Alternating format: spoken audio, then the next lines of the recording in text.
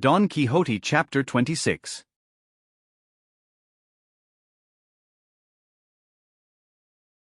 Returning to the proceedings of him of the rueful countenance when he found himself alone, the history says that when Don Quixote had completed the performance of the somersaults or capers, naked from the waist down and clothed from the waist up, and saw that Sancho had gone off without waiting to see any more crazy feats, he climbed up to the top of a high rock, and there set himself to consider what he had several times before considered without ever coming to any conclusion on the point, namely whether it would be better and more to his purpose to imitate the outrageous madness of Roland, or the melancholy madness of Amadis, and communing with himself he said, "What wonder is it if Roland was so good a knight and so valiant as everyone says he was when, after all, he was enchanted, and nobody could kill him save by thrusting a corking pin into the sole of his foot, and he always wore shoes with 7 iron soles?" Though cunning devices did not avail him against Bernardo del Carpio, who knew all about them, and strangled him in his arms at Roncesvalles.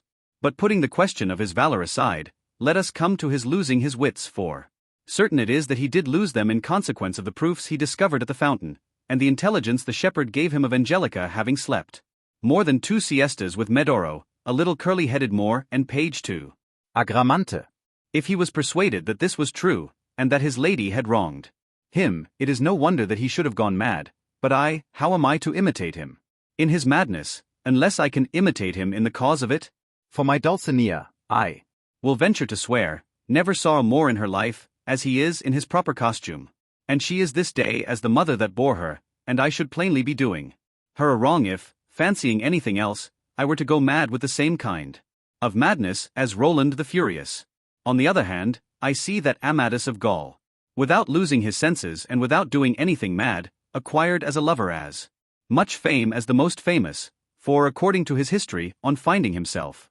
rejected by his lady Oriana, who had ordered him not to appear in her presence until it should be her pleasure, all he did was to retire to the Pena Pobra in company with a hermit, and there he took his fill of weeping until heaven sent him relief in the midst of his great grief and need. And if this be true as it is, why should I now take the trouble to strip stark naked, or do mischief to these trees, which have done me no harm, or why am I to disturb the clear waters of these brooks which will give me to drink whenever I have a mind? Long live the memory of Amadis, and let him be imitated so far as is possible by Don Quixote of La Mancha, of whom it will be said, as was said of the other, that if he did not achieve great things, he died in attempting them, and if I am not repulsed or rejected by my Dulcinea, it is enough for me, as I have said, to be absent from her. And so, now to business. Come to my memory ye deeds of Amadis, and show me how I am to begin to imitate you. I know already that what he chiefly did was to pray and commend himself to God, but what am I to do for a rosary, for I have not got one?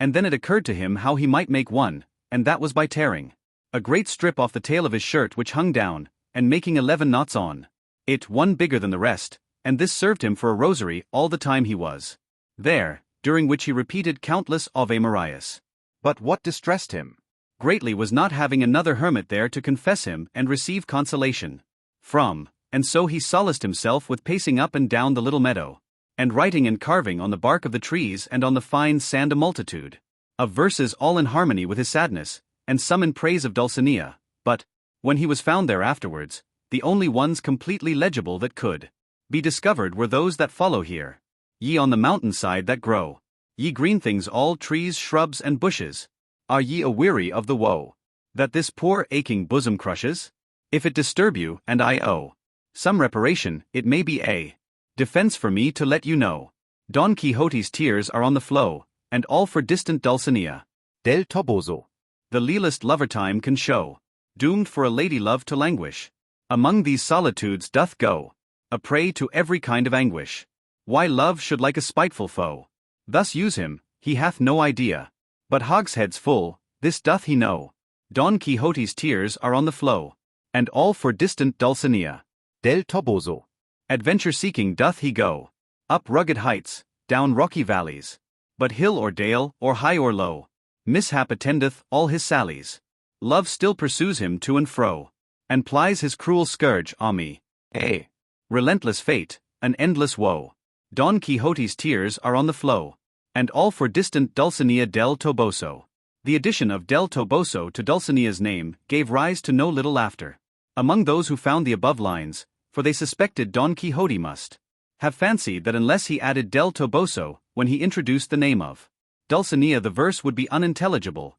which was indeed the fact, as he himself afterwards admitted. He wrote many more, but as has been said, these 3 verses were all that could be plainly and perfectly deciphered. In this way, and in sighing and calling on the fauns and satyrs of the woods and the nymphs of the streams and echo, moist and mournful, to answer, console, and hear him, as well as in looking for herbs to sustain him, he passed his time until Sancho's return. And had that been delayed 3 weeks, as it was 3 days, the night of the rueful countenance would have worn such an altered countenance that the mother that bore him would not have known him, and here it will be well to leave him, wrapped up in sighs and verses, to relate how Sancho Panza fared on his mission. As for him, coming out upon the high road, he made for El Toboso, and the next day reached the inn where the mishap of the blanket had befallen him. As soon as he recognized it, he felt as if he were once more living through the air, and he could not bring himself to enter it, though it was an hour when he might well have done so, for it was dinner time,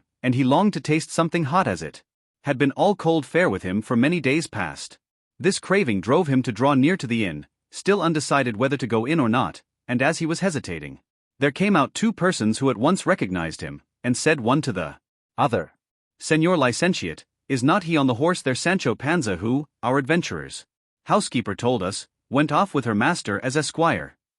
"So it is," said the licentiate, "and that is our friend Don Quixote's horse." And if they knew him so well, it was because they were the curate and the barber of his own village, the same who had carried out the scrutiny and sentence upon the books, and as soon as they recognized Sancho Panza and Rocinante, being anxious to hear of Don Quixote, they approached, and calling him by his name, the curate said, "Friend Sancho Panza, where is your master?" Sancho recognized them at once, and determined to keep secret the place and circumstances where and under which he had left his master, so he replied that his master was engaged in a certain quarter on a certain matter of great importance to him, which he could not disclose for the eyes in his head. "Nay, nay," said the barber, "if you don't tell us where he is, Sancho Panza, we will suspect, as we suspect already, that you have murdered and robbed him. For here you are mounted on his horse. In fact, you must produce the master of the hack, or else take the consequences." "There is no need of threats with me," said Sancho, "for I am not a man to rob or murder anybody. Let his own fate or God who made him kill each one. My master is engaged very much to his taste doing penance in the midst of these mountains." And then, offhand and without stopping, he told them how he had left him, what adventures had befallen him, and how he was carrying a letter to the Lady Dulcinea del Toboso, the daughter of Lorenzo Corchuelo, with whom he was over head and ears in love. They were both amazed at what Sancho Panza told them, for though they were aware of Don Quixote's madness and the nature of it, each time they heard of it they were filled with fresh wonder. They then asked Sancho Panza to show them the letter he was carrying to the Lady Dulcinea del Toboso. He said it was written in a notebook, and that his master's directions were that he should have it copied on paper at the first village he came to. On this the curate said if he showed it to him, he himself would make a fair copy of it. Sancho put his hand into his bosom in search of the notebook, but could not find it. Nor, if he had been searching until now, could he have found it, for Don Quixote had kept it, and had never given it to him, nor had he himself thought of asking for it. When Sancho discovered he could not find the book, his face grew deadly pale, and in great haste he again felt his body all over, and seeing plainly it was not to be found, without more ado he seized his beard with both hands and plucked away half of it, and then as quick as he could and without stopping gave himself 6 cuffs on the face and nose till they were bathed in blood. Seeing this, the curate and the barber asked him what had happened him that he gave himself such rough treatment. "What should happen me," replied Sancho, "but to have lost from one hand to the other, in a moment, 3 ass-colts, each of them like a castle." "How is that?" said the barber. "I have lost the notebook," said Sancho, "that contained the letter to Dulcinea, and an order signed by my master in which he directed his niece to give me 3 ass-colts out of 4 or 5 he had at home, and he then told them about the loss of Dapple." The curate consoled him, telling him that when his master was found he would get him to renew the order, and make a fresh draft on paper, as was usual and customary, for those made in notebooks were never accepted or honored. Sancho comforted himself with this, and said if that were so the loss of Dulcinea's letter did not trouble him much, for he had it almost by heart, and it could be taken down from him wherever and whenever they liked. Repeat it then, Sancho, said the barber, and we will write it down afterwards. Sancho Panza stopped to scratch his head to bring back the letter to his memory, and balanced himself now on one foot, now the other, one moment staring at the ground, the next at the sky, and after having half gnawed off the end of a finger, and kept them in suspense waiting for him to begin, he said, after a long pause, by God, Señor Licentiate, devil a thing can I recollect of the letter, but it said at the beginning, exalted and scrubbing lady. It cannot have said scrubbing, said the barber, but superhuman or sovereign. That is it, said Sancho. Then, as well as I remember, it went on, the wounded and wanting of sleep, and the pierced, kisses your worship's hands, ungrateful and very unrecognized fair one, and it said something or other about health and sickness that he was sending her, and from that it went tailing off until it ended with yours till death, the knight of the rueful countenance.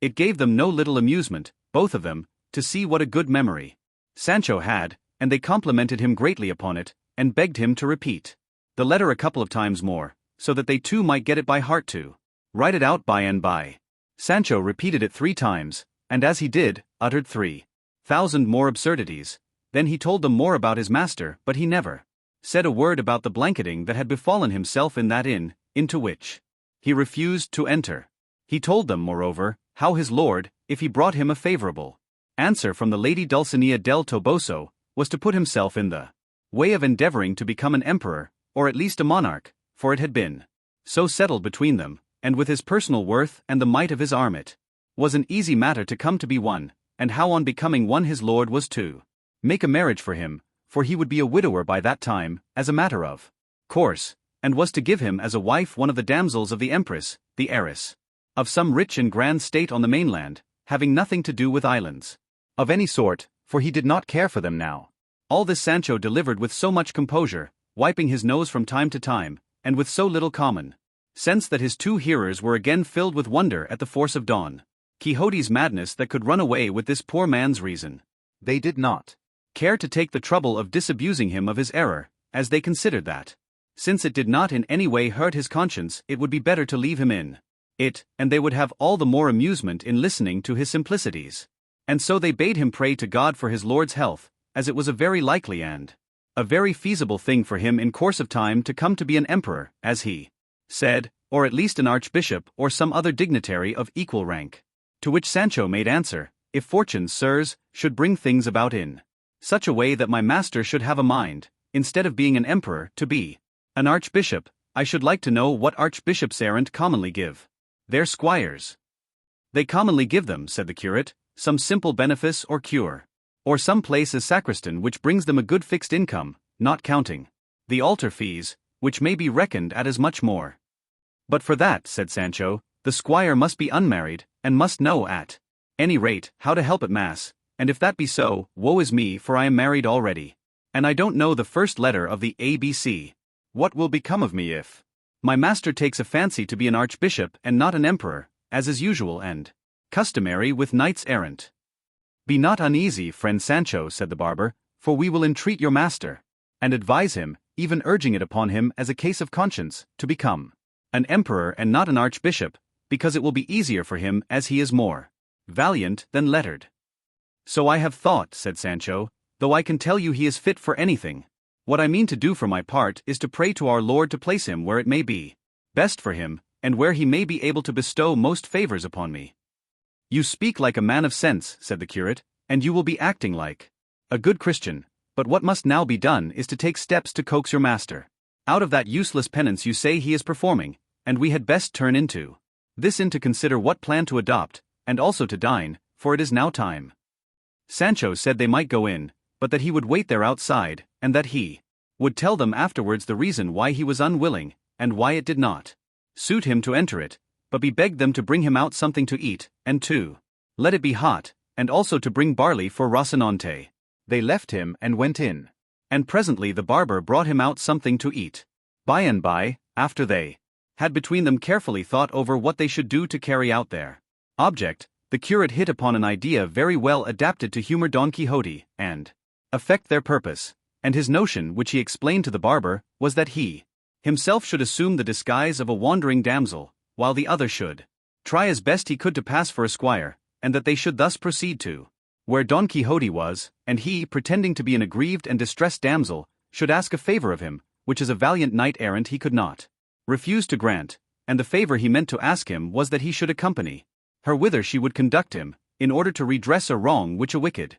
knight had done her, while at the same time she should entreat him not to require her to remove her mask, nor ask her any question touching her circumstances until he had righted her with the wicked knight. And he had no doubt that Don Quixote would comply with any request made in these terms, and that in this way they might remove him and take him to his own village, where they would endeavor to find out if his extraordinary madness admitted of any kind of remedy.